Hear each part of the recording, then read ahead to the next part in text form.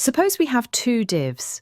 First one is parent div, consisting of child div, and inside that child div we have heading and paragraph. And the second div is the another parent div, consisting of another child div, and inside that child div we have another heading and paragraph. And both the parent divs are of different sizes.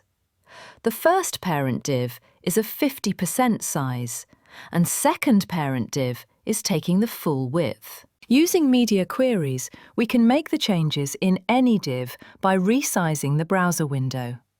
Let me show you with an example.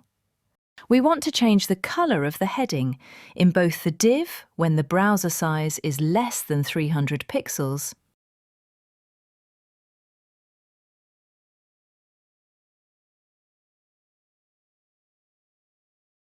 When I resize the browser window to less than 300 pixels, the heading color changes for both the divs or container. And when the browser size is more than 300 pixels, the heading color did not change. So media queries are used when we want to make the changes to any div or container depending upon the browser size.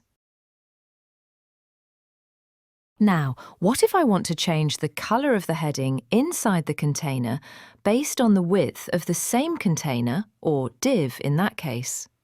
We can use Container Query. This value represents the size of the first div or container. This is just shown here for your reference. We need to first assign the div or container using the container type property. This tells the browser which parent element should be queried.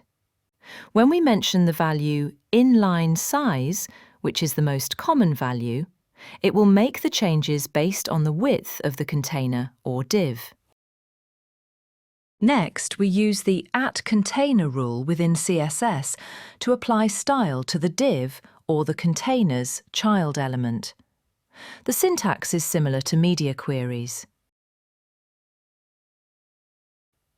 Now, if you notice the value mentioned in the small black box, which is the width of the first div, the width is more than 300 pixels, the heading color does not change. When the width is less than 300 pixels, the heading color is red. Keep noticing the value in the small black box, which is highlighted, and you would understand accordingly. When we applied the container query to the first div, we can see that it is also showing in the Inspect section. So, the first div, or the container, heading color is now changing based on the width of the first div.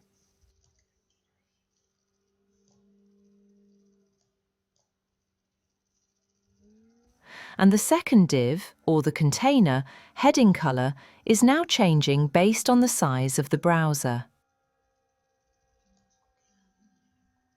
In our next video, we will learn to implement container type rule to multiple divs or containers. Thank you for watching.